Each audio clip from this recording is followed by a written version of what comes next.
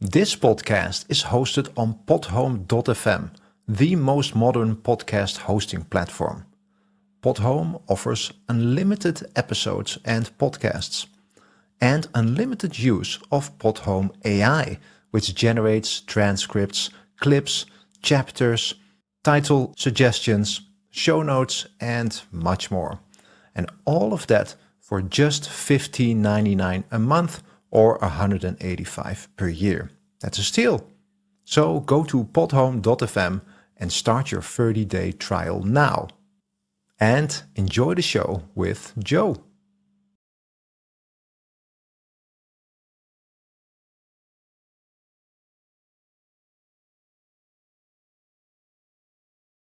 Rooz Show, the show where we talk about anything and everything, where nothing is sacred, nothing is watered down, and nothing is PC. Alrighty. Hey folks, this is Joe Rooz, and it is great to be with you once again, transmitting, of course, live at the Asylum, and doing the very best we can to bring you the best quality talk radio we could muster without all the bluster. Folks, welcome to the Joe Rooz Show. It is great to have you here for another show, and we got a really, really great guest lined up for you tonight. You know, life has a way of changing us in an instant. And for my guest, those moments included losing her hearing as an adult and surviving the 2016 terrorist attack in Nice, France. But rather than allowing those experiences to define her, Linda Drattell, hopefully I pronounced it right. If I didn't, she will correct me when she comes up, turned them into stories that explore resilience, humor, identity, and what it means to remain true to yourself in a world that constantly adds pressure for us to conform.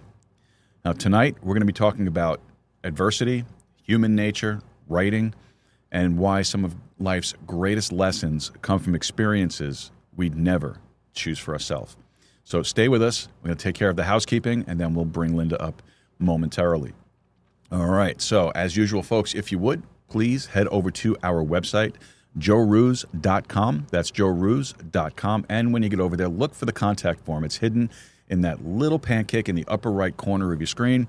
Open that thing up, open up the web form, send us off any questions, comments, cares, or concerns that you might have.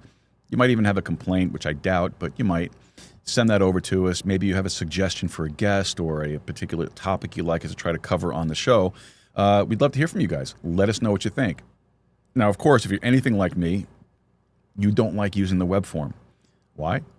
CAPTCHA, right? The CAPTCHAs, crosswalks, buses, cars, all that junk. You can always email us directly at info@joerooz.com. That's info@joerooz.com. You could also, great idea, to leave a comment down below if you're watching on Rumble or on YouTube. Great places to leave comments. And, of course, as always, we'll get back to you if we can. And that's a great way to reach us. It's a great way to communicate with us. A great way to let us know what you're thinking. We'd appreciate the feedback. Also, please don't forget that this is a live show, weeknight 7 p.m. Central Time, 8 p.m. Eastern. And then, of course, we have our Sunday Bible study show every Sunday afternoon at 2 p.m. Central Time. Make sure you come around and check that out as well. Lots of things to listen to, lots of things to watch. Oh, and I keep on forgetting to mention this. We're also streaming the audio of the show live across our website and across all the modern 2.0 platforms like Podhome and wrong banner. Podhome and Podcast Guru, Fountain.fm, TrueFans, not OnlyFans, TrueFans.fm. All these great places that you can listen to the live audio as well. So make sure you check those out also. And another very important thing to remember, that keyword algorithm. Make sure you play with the algorithm. And how do you do that? You like, subscribe, and share the show with your friends, your family, and your followers. That way you'll help us to spread the show around. You tweak the algorithm. You get it put up there on people's feeds. And you never know. You might help us get some new subscribers to the show. We appreciate that. And plus also you get exposure for our guests. Very, very important. So please make sure to like, subscribe, and share the show with your friends, your family, and your followers. Really, really would appreciate that. All right. Well, with all of that said, tonight's guest is award-winning poet, author, and advocate, Linda Drattell. Linda has spent much of her life turning adversity into art. After becoming deaf in her 30s and later surviving the 2016 Nice terror attacks, she found a way to process those experiences through writing. She's the author of multiple award-winning poetry collections, a children's book, and an upcoming satirical novel called The Pecadillos of Philomena Phipps, which takes aim at conformity, control, and the pressures people face to fit in. Now, we're going to be talking about resilience, humor, human nature, aging, creativity, some of the really important questions that life throws our way, and lessons, of course, from the struggles that we'd never choose for ourselves. Linda, welcome to the show. Thank you so much, Joe, for having me. I'm really excited to be here. Well, that's great. I appreciate you coming on. And just for the audience, to remind everybody in the audience, Linda is using captions. So if there is a little delay or we move a little bit slower, that's just so the captions can get caught up. We want to make sure Linda has the opportunity to get everything and to respond to it. So we appreciate your patience as we work our way through this. Plus, also, you are someplace quite lovely, aren't you? Yes. Right now I'm in Barcelona. We live half the year in Barcelona and half the year in the States. We live in Colorado. So it's a lot of fun switching back and forth and enjoying the best of both worlds. Yeah, wow. It's interesting. We've had guests from all over the world now. We've had Barcelona, we've had from England, we've had from France, we've had all over the world. This is great. This goes to show that we are more popular than most people might think. No, I'm kidding, of course. It's not about that. Not about that. But Linda, I wanted to ask you this because your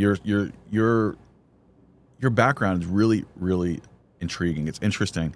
Because your life changed dramatically when you lost your hearing in your 30s, and looking back at that now, did that experience change who you became, or did it, I guess, more reveal who you already were? Well, when I lost my hearing, it was pretty dramatic. It started slowly, and it was when my children were younger, and I didn't realize I was losing my hearing. My kids just didn't understand why I wasn't responding to them when they were calling me, or my husband didn't understand why I wasn't focusing when he was talking to me, that sort of thing. And then I lost one night 30 decibels all at once. And that was pretty traumatic. I woke up the next morning and it was like everybody was speaking a totally different language. So, and I went the whole routine going to doctors trying to find out if there was a virus or whatnot, and they couldn't figure it out. I did find out that I had an uncle who lost his hearing the same way at the same age. So, perhaps it's genetic. But in any case, I had to relearn how to manage family and social relationships, how to communicate. I started taking sign language classes, and that was really a very positive experience because I went to the local community college and they had a deaf education program. And I learned more than just sign language. I learned how to advocate for myself and the history of the deaf community. So it provided me with an identity. It gave me my own identity back. And I ended up learning, because I learned how to self-advocate. I know one of the things that I was upset about was I couldn't go to the movies any longer. And that was prior to captioning. So of course I joined on a lawsuit to get captioning back, to get captioning, period. And the long story short was I couldn't go out on a date with my husband. And then suddenly I could go on a date with my husband because we got the captioning for the movies. And it not only helped me, but it helped the deaf community, and everybody was all excited about it. So it was very liberating and self-fulfilling. And Wow. In that way, it meant a lot to me. So I learned a lot about the deaf community. I learned another language, but it also gave me me back, and that was very positive. And that's great. Sorry. No, I was just going to say I had written, co-wrote a children's book called "Who Wants to Be Friends with the Dragon" with my Spanish tutor, because, of course, even though I lost my hearing, I wanted to learn Spanish, and so Of course. my Spanish tutor was having me learn to read Spanish stories, and then one day she said to me, "Linda, it's time for you to write a Spanish story for children." So we were working on this, and the story is about a dragon who feels he can't fit in with other people. And really, I said to her, that dragon is me because I lost my hearing. And then she said, no, that dragon is me because I'm half Mexican, half American. And then we hired an illustrator who's the son of Filipino immigrants. And he said, no, that dragon is me. And then we realized that story really related to anybody who felt they were different. But that story really related to how I felt as someone who lost their hearing. Wow, that's a great story, And I saw notes on that in the show prep, and I was going to actually mention it later on, but I'm glad you brought that up. That's a great story, and I'm glad you brought it up now, because if we didn't hit it later, I would have been upset. But it's a fantastic story. So what did becoming deaf teach you about people that or hearing people often miss?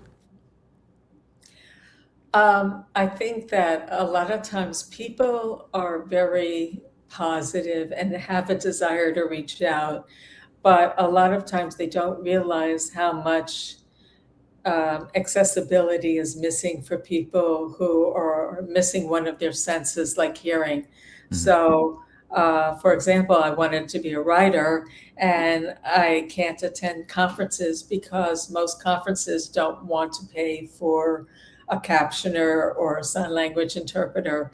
And so that access is just non-existent, and they just don't think about it. Wow. That sort of thing. Well, yeah, I guess that is something that you don't people don't really consider the expenses that go with this, or the adjustments that have to be made for it, for folks that do have impairments, and that's unfortunate that actually has to be a consideration. Yeah. So one way that I compensated for it was I would go to the conference list of speakers, and I contacted the people who were going to speak, and I said, "Can I hire you?" And that's what I ended up doing, and it was Perfect. Terrific 101. Perfect. Now you've experienced things that could have left a lot of people bitter. I mean, really, I don't know. I don't know how I would react or how I would feel, but your writing, though, seems to lead more toward humor and grace. Why is that? Well, I found humor to be an excellent tool. You can say a lot in just a few words with humor that you can't. That would take a paragraph otherwise. And so, for example, I actually have a note here. I want to mention from it. Okay, so humor enables you to do a number of things. First, it enables you to pause, and it enables you to. It's like a comma or a sentence, and it gives the moment. It enables the reader to shake their head and say, "Wait a minute, what?" And they can react to what a character has said in a way that you maybe would have to explain in 2 or 3 sentences otherwise what just happened. But if you just use humor, the person can just sit there and kind of scratch their head and say, no, that did not make sense at all, what that person just did. So I just find using humor is just so helpful. I agree with you. I try to insert humor into everything that I do, every conversation, every situation, I have to laugh, otherwise I'll lose my mind. You know, it's just one of those things that it's like me. And I've had people tell me in the past, professional speakers and so on and so forth.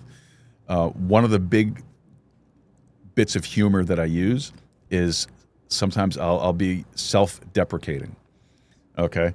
And I've had numerous people say, stop doing that. Don't do that. It's, it doesn't work, but yet it seems to work. I just did it and you laughed, So it seems to work for me. Maybe not for everybody else. Or maybe they're actually laughing at me because what I'm saying is true. I don't know. But see, you agreed. Perfect. Thank you. Oh my gosh. So I agree with you though. Humor is very important. You need, humor balances out the bitterness very, very well. I think it's very important that we look at situations in life and laugh at a little bit. Again, like I said, because if you don't laugh at a lot of things, you will eventually, that bitterness will just sit inside you and just fester and get worse and worse and worse. Laugh about it, move on, just keep on going to the next thing. Yeah, and actually the reader needs a break.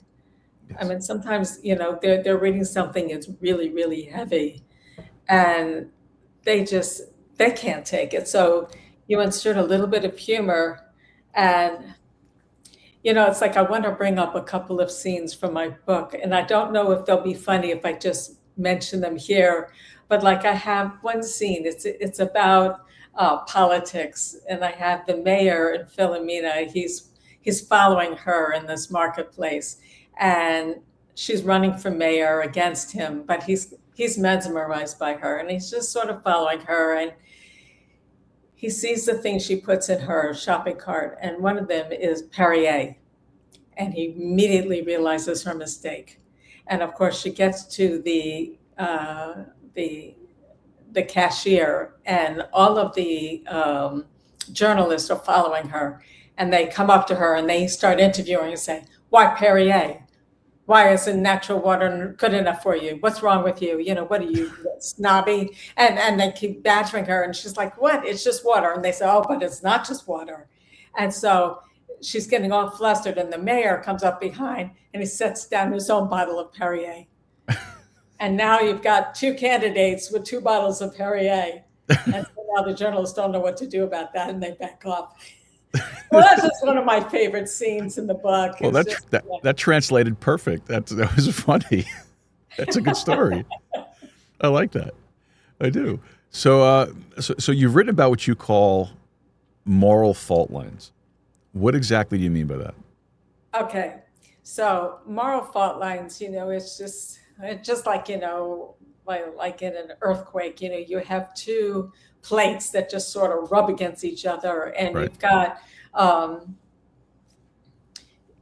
You've got situations where people have different attitudes about what is morally correct and what's not morally correct. In Philomena, in my Pecadillos of Philomena Phipps, you've got a situation where she's an immigrant. She comes to the United States, and her neighbors want her to conform. And she doesn't want to conform. She's come with this rich background, and she really wants to share what she has, and they don't want to hear from it. And so what happens is they try to silence her. And I don't know if you've ever read Viktor Frankl, but he writes Man's Quest for Meaning. And in it, he says, you have people who conform. He writes about people who do what other people do. They just conform. And then there are people who do what other people force them to do, and that's totalitarian.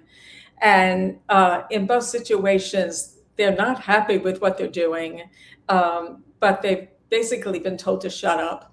And so in those situations, they're not happy with their life decisions. And in Philomena's case, She does not do that. She wants to be who she is. She wants to be true to herself. And because she's true to herself, people and other people outside of the clique on her blog grow in her presence because she allows them to grow. She allows animals to grow. She allows people to be who they are because she doesn't judge other people. She's very free with them. And so she finds peace in the world when she stays true to who she is. But that's a moral fault line that she comes across. And in my poetry, I have moral fault lines like, for example, you have the predator and the prey. And there's no right or wrong. I mean, they both have to survive. You have the terrorist attack that I survived in Nice. You have a man who, because of his own demons, does what he did. And I'm not going to judge him. He did what he thought was right. It was wrong, but in my opinion, I mean, he killed a lot of people. But we have to deal with that. And then you have my animals. We have my goats.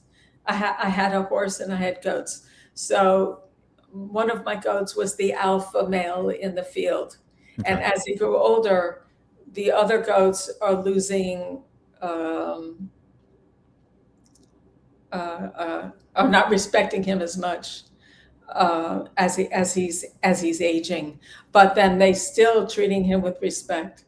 And then there's my horse, where one of the barn managers where I kept him wanted me to put him down. It didn't matter that I had him for 29 years and that he was part of my family and that he helped me raise my kids. She decided his life wasn't worth living, and she was very upset with me that I didn't put him down. Wow. And so that was actually why I put together the book, The Lighter Side of Horse Manure, which was tongue-in-cheek. But that was just to prove my point to her that, yes, he has worth, and it's all these funny poems and F you, you know. No, I understand that completely, especially about, deciding, whether the horse should live or die. I mean, I have an issue going on with my little boy right now, my dog. He hurt his back and he's having a hard time walking, and I can't tell you how many people have asked me if I'm just going to put him down. Why would I do that? It's no. So that I can relate to what you're talking about there. He's my boy. If I have to carry him a little bit, fine, I'll carry him a little bit. It's no big deal. Right. For all the benefit that I get from him, for me to sacrifice to have to carry him a little bit, pay a little extra for medical bills and stuff like that, just to he's 4 years old. Why am I going to do that? It doesn't make sense. But I totally understand. So why do you think you're drawn to stories where people are forced to choose between competing values?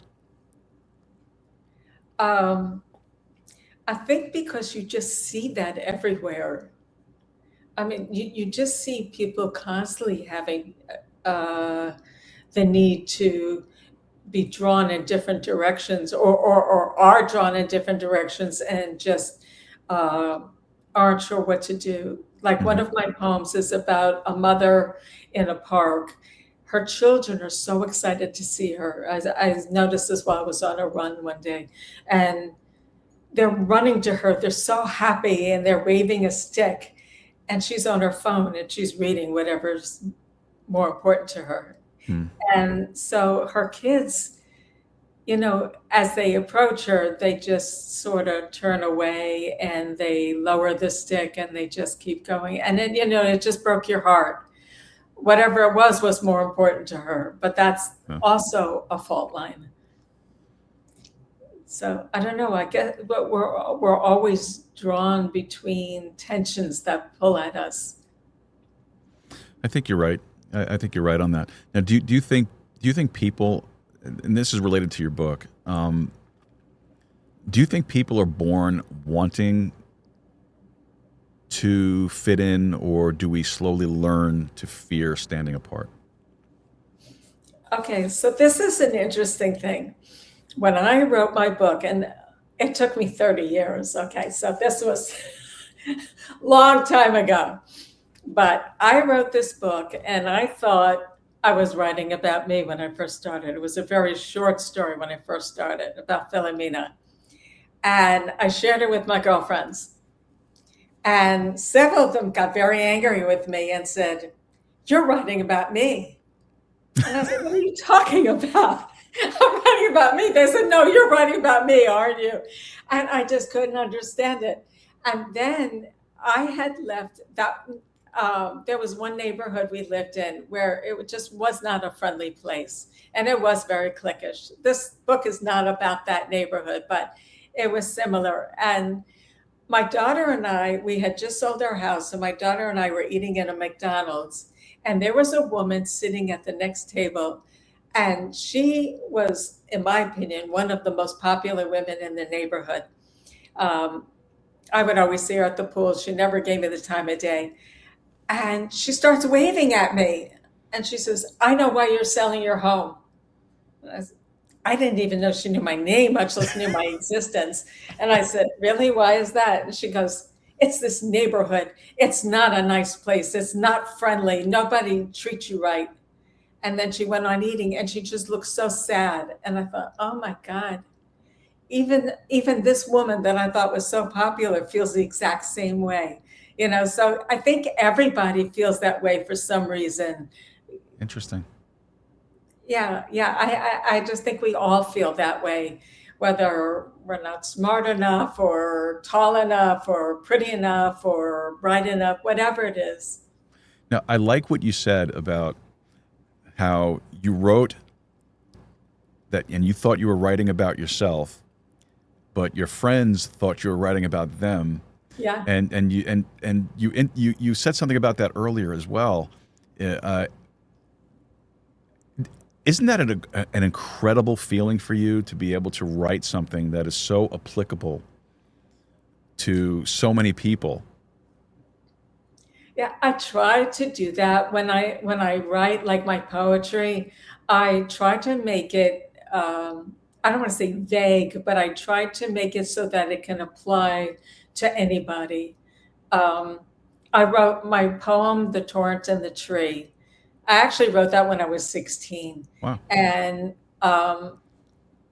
I was writing about my particular situation. I was angry at the world, but I wanted to write it so that anyone could relate to it. And it's about a tree that it was based on a photograph, and it was about a tree that was in the middle of a river, and there are these raging torrents, and you could see the tree is about to fall and totally collapse, but it was holding its ground.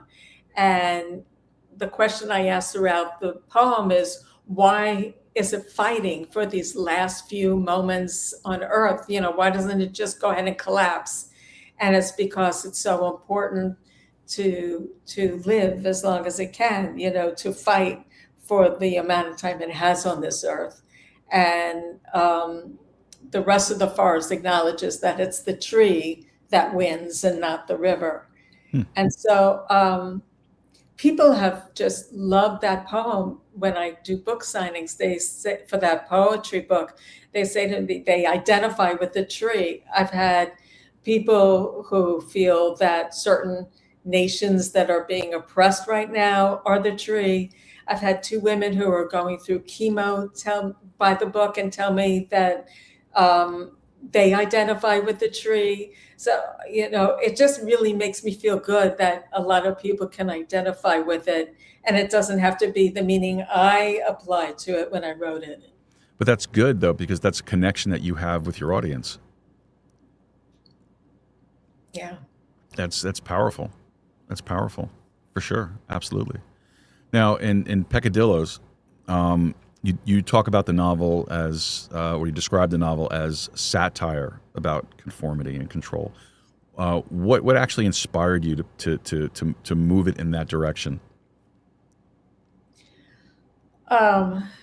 I had a lot of different situations, which I just thought were so ironic. It was a combination of different, um, I don't know, different places that I lived and seeing the same thing happening over and over again, where somebody was rejected by a group. And that's when I realized that a group only exists if they can if they can keep one person out of it. That's when you have a group. That's a great way to put it. Otherwise, you don't have a group. Yeah, exactly. Oh my gosh! So why do you think satire is such an effective way to make an argument? I don't know. I think sometimes it presents a clearer picture than not. I remember Gary Steingart's book, Absurdistan. I've heard of it. That is a great book. My husband read it and he couldn't get into it at all, but I loved it because it just made fun of governments and policy, and there's a lot of sadness to the story, but it's an absurd story, and so I just really identified it. Maybe I just identify with absurd stories. I don't know. Maybe that's me.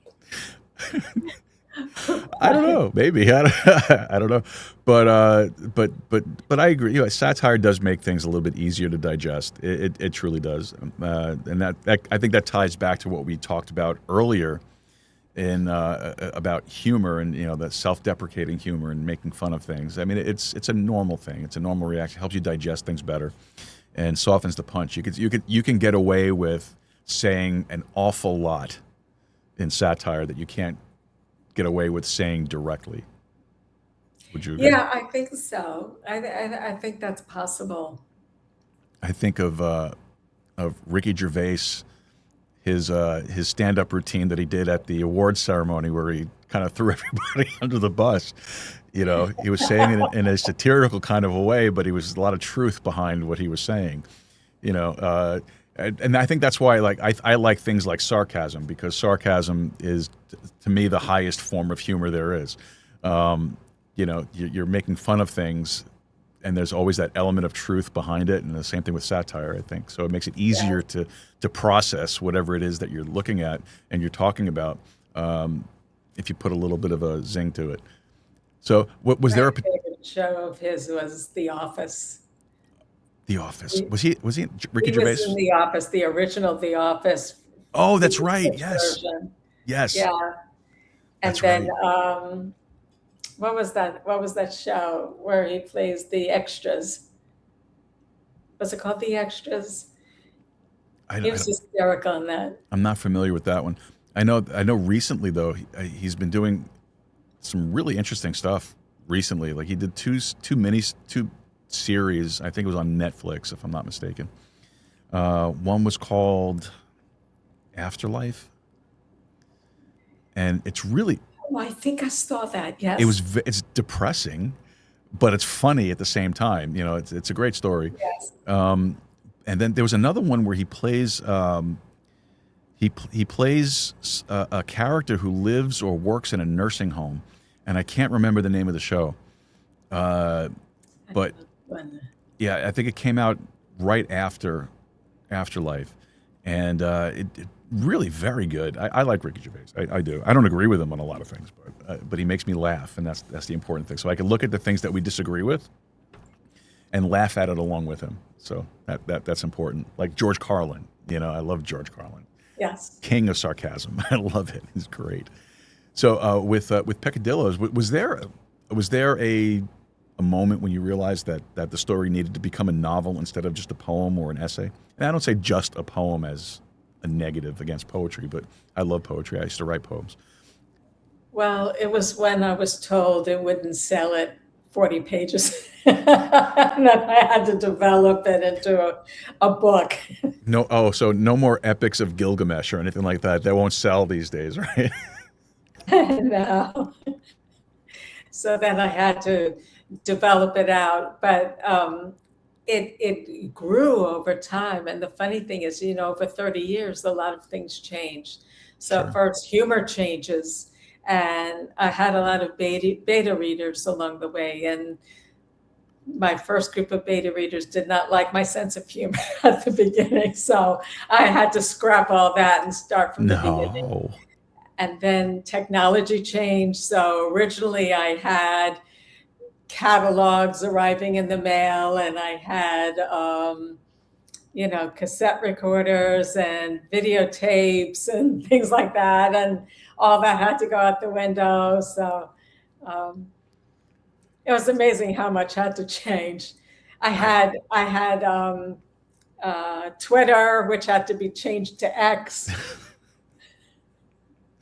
I know it's ridiculous. So, just off the beat question. So, if you were to describe your sense of humor, because you said you had to throw your sense of humor out the window, if you were to describe your natural sense of humor, what would you describe it as?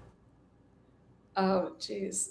I don't know. These days I use GIFs and memes. My husband and I send them to each other all the time. Okay, well, that's good. Okay, that's a good foundation there. So what kind of GIFs or GIFs or whatever they call it and memes do you send? Like, are they like sarcastic, or are they just like slapstick funny, or are they like what kind of humor do you have? Yeah, I guess sarcastic, maybe. Okay. So this is why I did a poem for a girlfriend once. She was my trainer. She came in and she was fuming mad because she had really thick, long hair down to her waist. And she was really angry because some guy told her she would make a beautiful horse. But it was because her hair was gorgeous from behind, and he thought it would make a gorgeous tail. So, of course, I had to write a poem about it. And I did it as a dialogue between the guy and the woman, trying to explain. And it was sort of like I think I used a limerick form, him explaining why she would be beautiful and her exclaiming why he was insulting. Oh, that's great. Just fun to me. That's funny. That's hysterical because I would be the guy that would say something like that. That's my sense of humor. Although if I did say something like that, I was really making more of a comment about the rest of the form too. But it wouldn't. There was a short one I wrote about the manure pile. Let me see if I can remember it. Please. The manure pile, if stood a while, becomes a nourishing food, but used too right can kill in one swipe one's garden and one's mood. That's good. I like that. That's fun. That was, I loved Ogden Nash when I was younger. So that was my Ogden Nash thing. That's great, though. And I do know who Ogden Nash is. I probably read just a few things, but not much. But that's great, though. I like that. I do. I like that. So with Pecadillos, what do you hope readers walk away with thinking about after they finish the book? I would like readers to come away with the attitude that everybody has something to offer, and that we shouldn't just require everybody to be exactly the same, that everybody has unique things to offer and we should listen to them. Mm-hmm. Of course, Philomena has very unique things to offer, which are kind of ridiculous in some ways. Which you're going to have to buy the book and read it to get all the details. Okay. Yes. Make your pitch.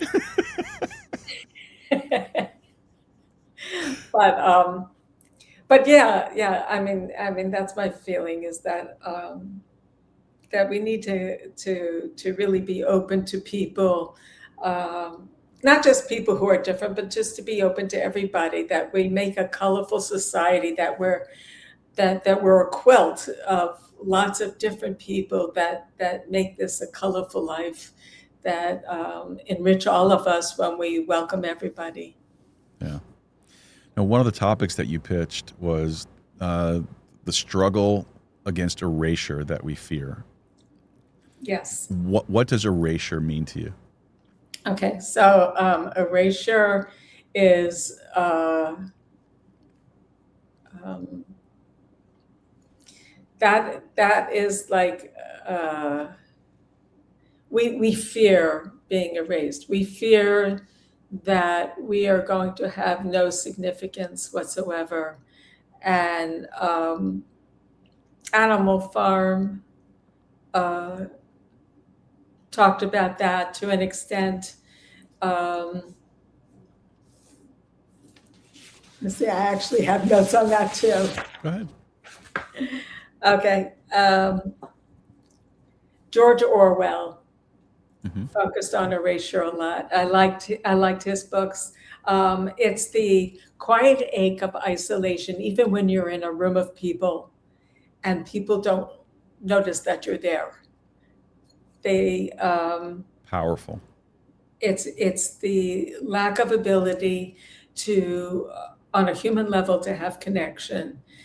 Me as a deaf person, for an example, when nobody realizes what it is that I need or that I lack or connection. I mean, a perfect example is when you don't understand what's being said and you want to know, you miss out on the joke or directions for something and you ask for clarification and people go, "Oh, I'll tell you in a minute, just a minute, I'll let you know later," or they'll paraphrase later. It's like, no, you want to be part of the conversation right now, and Yeah. people don't let you, and you're made to feel like a child.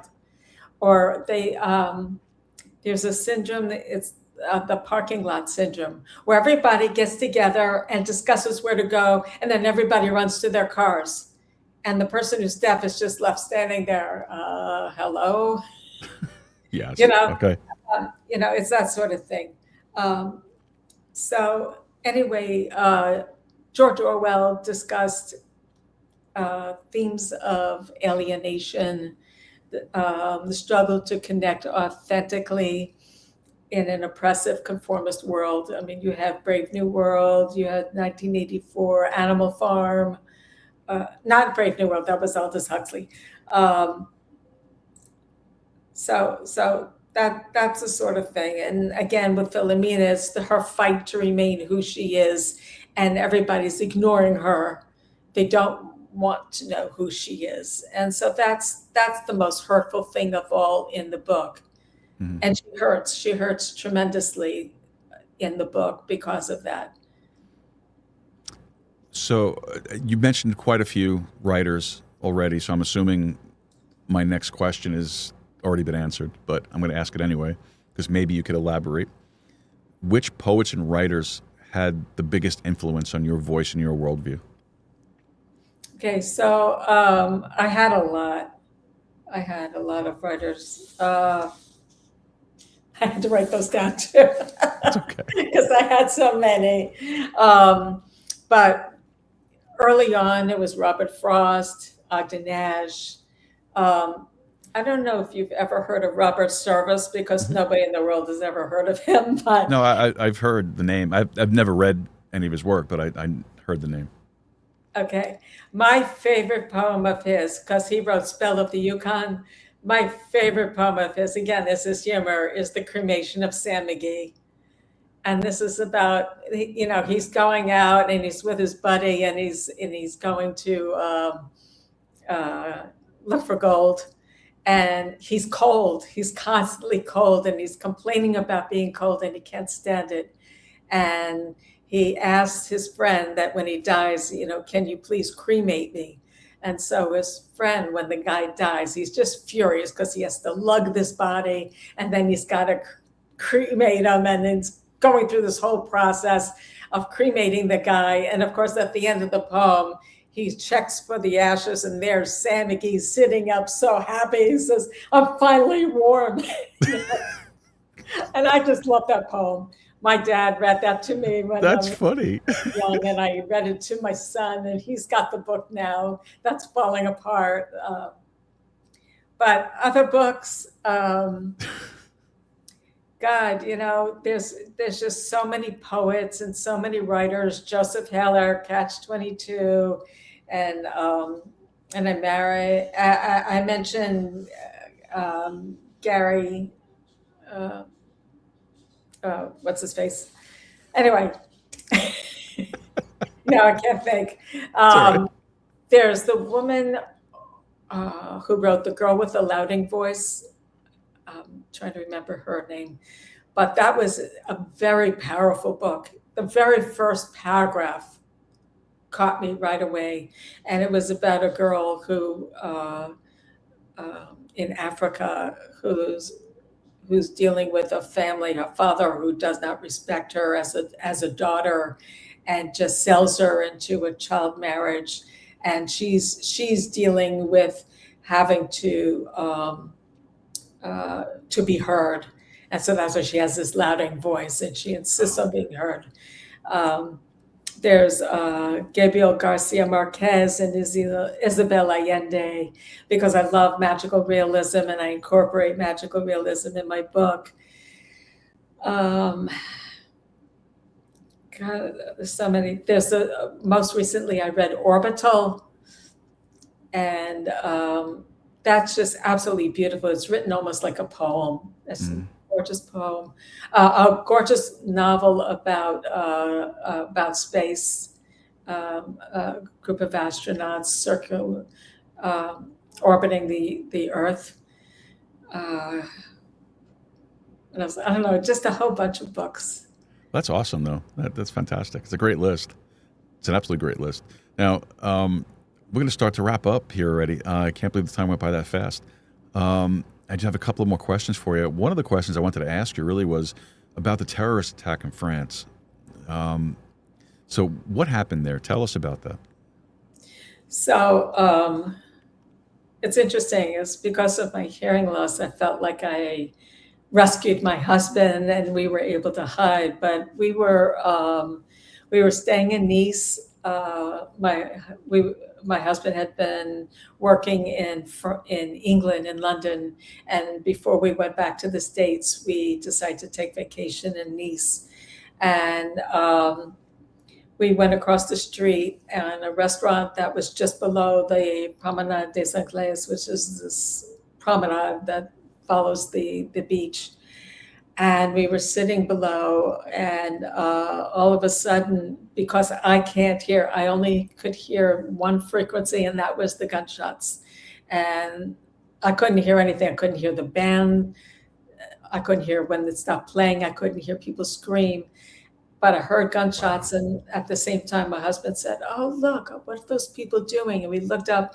People were jumping off of the promenade onto the awning where we were sitting onto the in the restaurant.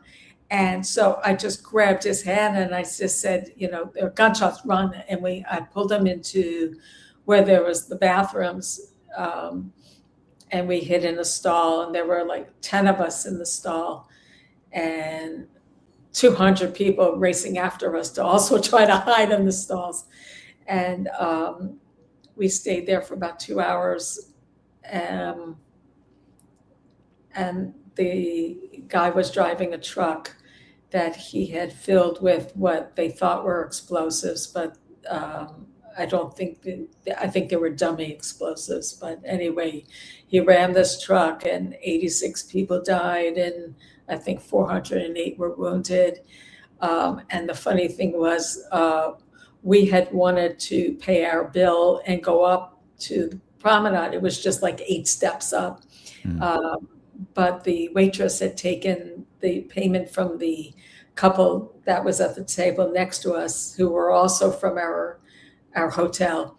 And we were kind of fuming that she took their payment before she took ours. And so we're just sitting there. But later on, they paid and they went up. And later on, we saw the husband wrapped in bandages. He got hit by the truck. Oh, wow. We didn't see the wife. I don't know what happened to her. But it could have been us. Yeah. So, you just never know. And then they had us stay for 2 hours until they made sure everything was clear. And then they had us walk up to the beach past all the bodies. And it was very upsetting. We passed a baby that had been killed and a teenager, and it just looked like something from a Stephen King book. You just forever. And then we crossed, and finally they let us into our hotel, which wasn't any more helpful because our window overlooked the promenade. So then we went downstairs, and they were giving out free coffee. We just stayed down there until morning. Wow. Was there ever a moment in that whole thing where you thought that, man, I'm not getting out of here? Yeah. Actually, I thought I was videotaping myself, telling my kids I love them, because I thought that was going to be it. And I forgot how to videotape, and I ended up just being a nasty photograph of myself that I sent them. But You're forgiven for the moment. But I was messaging with my brother and with my son. I was trying to also with my daughter, but she was dancing on a cruise ship at the time, and she missed all the messages. But I was messaging back and forth with my son. And then someone said to our daughter, are you related to an Eric Drattell? And she goes, yeah, that's my dad. And he said, well, he's on TV right now. There was a terror attack. And she was like, what? Wow. And because while I was messaging with family, my husband was tweeting, and the news organizations picked up his tweets, and they started interviewing him from the bathroom. And so he was talking with them, and so they were interviewing him, and they had his voice up on television. And so then she said, she was like, oh my God, she ran to her. And then she saw she missed 27 messages from me. So. Wow. That was exciting. I would say that's exciting. I think that's an understatement. Yeah. And then it's amazing how small a world things are, because then I told the situation to one guy, and he had been at Kent State when they had that situation. Wow. And 4 students were killed. And I mentioned to someone else who had been in China when there was the clampdown on Democratic students demonstrating. I mean, it's like, wait a minute, has everybody been in some sort of, A trauma situation, yeah. Yeah, exactly. And then 2 people that my husband worked with had been in the terror attack in India. And one of them had recommended that we go to get help from a post-traumatic stress disorder person, therapist. And we said, well, no, we're okay. No, she says, no, you think you're okay. You go to a post-traumatic stress disorder therapist. She had gone, and her roommate did not. She's fine. Her roommate is still suffering. So. Wow. Now, after everything that you've lived through, what gives you hope today? I guess the hope that people do strive to be their best and do hope can turn around and try to be better, and that do care about other people. I think that's the most important thing. Yeah, I think I agree with you. I agree. Well, before we wrap up here, last 2 questions for you. Okay. Who is someone that you respect, and what are they doing or what have they done that inspires you? Oh,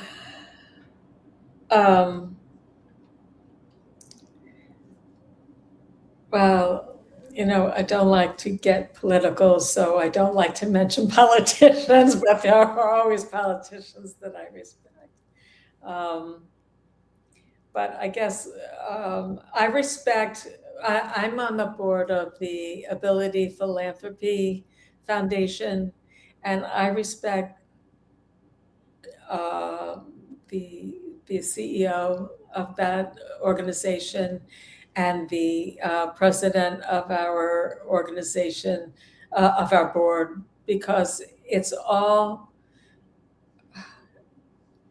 very hard work, and it's looking at these nonprofit organizations that strive to support others in our community that maybe do not have the wherewithal to support themselves, and it's providing them with the training and the communication access that they need in order to be fulfilling citizens in our society. So I would say that. Outstanding. All right. Well, Linda, where can people go to find out more about you and about your work? Well, I'm in the process of setting up an author page on Amazon, and I have there's the Pecadillos of Philomena Phipps will be released in October, and you can go to Stairwell Books website, and they have and go to their books, and you will see my book there. Remember This Day is my one poetry collection, and that is by Finishing Line Press. And The Lighter Side of Horse Manure is also by Finishing Line Press. So both of those in their bookstore. And Who Wants to Be Friends with a Dragon can be purchased through Dorrance Publishing Company. And all of the books will be or are available on Amazon and BarnesandNobleOnline.com and through your local bookstores. Outstanding. All right, Linda, thank you so much for taking the time away from Barcelona. Excuse me. Okay, thank you. Oh, and my personal website, lindadrattell.com. Got it. All of this will be in the show notes, folks, so you can just click on those links and it'll take you exactly where you need to go. And again, Linda, thank you so much. I really appreciate you taking the time, again, away from Barcelona, excuse me, but, it must be nice. It must be nice. Yeah, okay. Thank you so much for having me. You're very welcome. And just hang out backstage, and I'll be back with you in just a minute. Let me just wrap everything up here. Okay. All right. Linda Drattell, folks. Make sure you check out her books, check out the website, and great conversation. Thank you again. All right, folks. See, we do the best we can to bring you the best quality talk radio we can muster, right? And that's another one. Great conversation, phenomenal story, incredible lady. And I hope you guys do check out our website, check out the books. A lot of fun. I like the sense of humor. That's important. It's very, very, very important. One of the themes that keep coming up tonight has been resilience. Not the kind that pretends that life is easy, but the kind that is forged through hardships, loss, unexpected change. Linda's story reminds us that difficult experiences don't have to define who we become. They can deepen our perspective. They can sharpen our compassion, and even become a source of creativity and hope for others. Whatever challenges that you're facing today, remember this: your circumstances may shape your story, but they don't have to write the ending. Folks, shout out to our executive producing team: Wayne Rankin, Rosanna Rankin, Carolina Jimenez, Angela Watuski, and John Seeley. Folks, these folks donate their time, their talent, their treasure to help put these shows together, and we greatly, greatly appreciate all of their support. Now, if you'd like to find out more about how you can help us out, just head over to our website. It's joerooz.com/support, joerooz.com/support. Take a look at all the different ways that you can help us out, from a one-time donation in any amount, from recurring donations in any amount, or if you want to sign up as an associate producer, a producer, an executive producer of the show. Everything is all listed there for you. Take a look at it, and if you have the means and you're able to do it, we would appreciate you jumping on board here. All the producers get shout-outs on every show. They get included in all of our show notes. Executive producers actually get to come on the show with us at some point and talk about what it is that they do. And, a prime example of that is Wednesdays with Wayne. Wayne Rankin comes on every Wednesday and talks about his prepping experience, the practical prepper, we call him. So you guys can do that too if you're willing to step up to the plate. Just take a look at the website, joerooz.com/support, joerooz.com/support. All right, I think that should just about do it for tonight. So, once again, folks, thank you to Linda for joining us tonight. thank you for joining us tonight. Really do appreciate that. Thanks to our producing team. Don't forget to head over to the website, joerooz.com, and send us over a message. Let us know your thoughts and ideas on what you heard here tonight. Really do appreciate the comments. All right, folks, with that said, make Texas independent again. Go podcasting. Keep a steady stride. And more importantly, folks, keep talking. Good night, and we'll see you next time.